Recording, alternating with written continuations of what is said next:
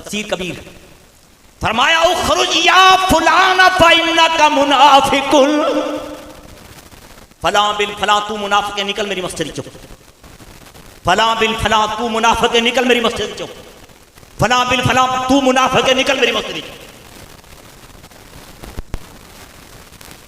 300 مرد کنے 300 مرد سونے نبی اپنی مسجد چو کڈے، 170 عورتاں انہاں مدینے دے منافقاں نے نا جا کے علیحدہ مسجد بنا لی۔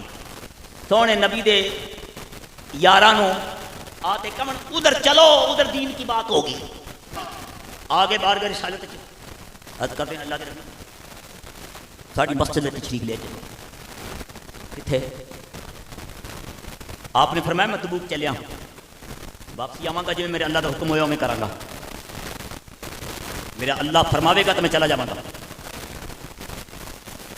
فرمایا بلال حضور حکم ہوئے، فرمایا اعلان کر دیو جہاد واسطے سونا نبی چلیا تو چلو نال۔ مومن نال ترے سونے دے یار، منافق اوتھے بیٹھے رہ گئے، منافق نہ چلے۔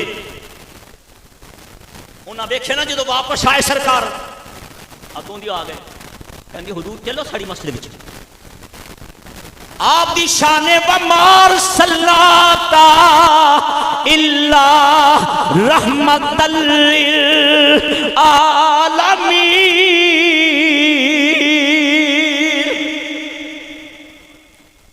پیاری فرمان لگے نا، رب نے فرمایا جبریل یا اللہ حکم، فرمایا میرا محبوب تے رحمت للعالمین ہے،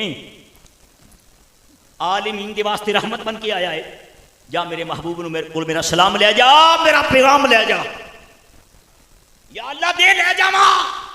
بارگاہ رسالت جبریل آ گیا، آ کے تو دانو نظرہ تو کیا نہیں، عرض کرتا سونیا اللہ دا سلام لے کے آیا، او دا پیغام لے کے آیا۔ فرمایا جبریل میرے سونے رب نے کی حکم فرمایا ہے؟ جبریل عرض کرتا سونیا اللہ فرماتا ہے والذی نتخذوا مسجدا درارا وکفرا وتفریقا بین المؤمنین۔